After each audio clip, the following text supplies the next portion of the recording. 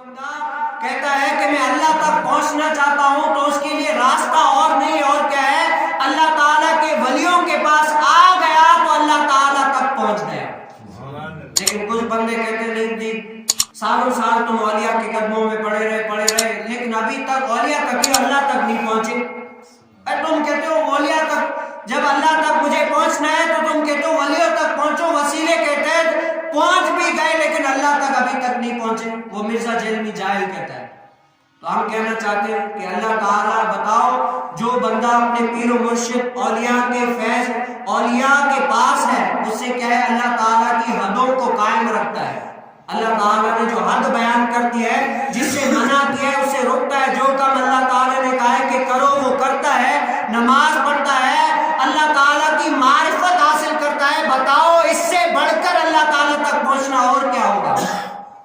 بھائی اللہ تک پہنچنا یہی ہے نا کہ اللہ تعالیٰ کی حدوں کو قائم رکھے اور نماز پڑھے، اللہ تعالیٰ کی معرفت حاصل کرے، اللہ تعالیٰ کے ولیوں کے قرب میں رہ کر۔ یہ اللہ تک پہنچنا نہیں ہے تو اور کیا ہے؟ بھائی تم کہتے ہو جس طرح سا حضور علیہ السلام معراج پر گئے اسی طرح کوئی جائے تو اس طرح تو معذرت کے ساتھ حضور علیہ السلام کی بارگاہ اقدس میں اتنے سارے صحابی بیٹھے، اتنے سارے صحابی حضور علیہ السلام کی بارگاہ میں بیٹھے، ایک بھی معراج جس طرح حضور علیہ السلام گئے اس طرح تو صحابی بھی نہیں گئے۔